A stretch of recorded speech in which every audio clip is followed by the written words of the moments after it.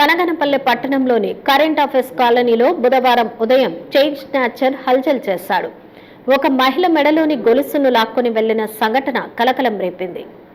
పట్టణంలో chain snatchers హల్చల్ చేశారు. ద్విచక్ర వాహనంపై గుర్తు తెలియని ఇద్దరు వ్యక్తులు వచ్చి ఇంటి ముందు కసు ఊడుస్తున్న నారాయణమ్మ అనే మహిళ మెడలోని బంగారు గొలుసును లాక్కొని పారిపోయిన ఘటన బనగానపల్లె పట్టణంలోని కరెంట్ ఆఫీస్ కాలనీలో బుధవారం ఉదయం చోటు చేసుకుంది.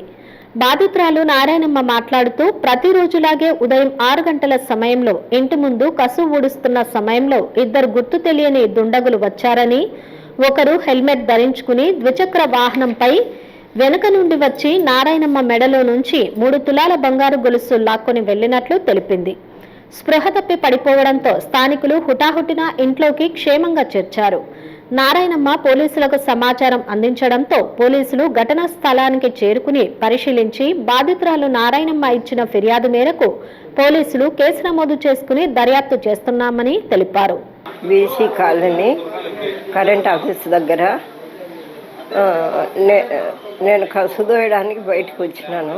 ఒక అబ్బాయి వాకింగ్ చేసినట్టు ఇట్లా వచ్చి మళ్ళీ వెనక్కు పోయి అక్కడ ఆ మోట్లో ఒక అబ్బాయి హెల్మెట్ పెట్టుకొని బండి పెట్టుకొని ఉన్నాడు. అతని దగ్గర పోయి మాట్లాడి మళ్ళీ వెనక్కి వచ్చి నేను కసు దోసేటప్పుడు నా చైన్ లాక్కొని నన్ను కింద తోసేసిపోయినాడు సార్. 3 తులాలు. ఎంతమంది వచ్చినారు బండిలో? అక్కడ హెల్మెట్ పెట్టుకునే ఆయన ఈ అబ్బాయి ఇద్దరే. ఏమైనా అడ్రస్ అడిగారా మీరు? మీకు వాళ్ళు ఏమైనా అడ్రస్ అడిగారా మీకు? అట్లా ఏం అడగలే, మాట్లాడనే లేదు అసలు. రావడం లాక్కొని నన్ను కింద దోసిపోయినాడు. మీరు వెంటనే ఏం చేస్తారా? ఏం చేయలేదు సార్, పడిపోయినా.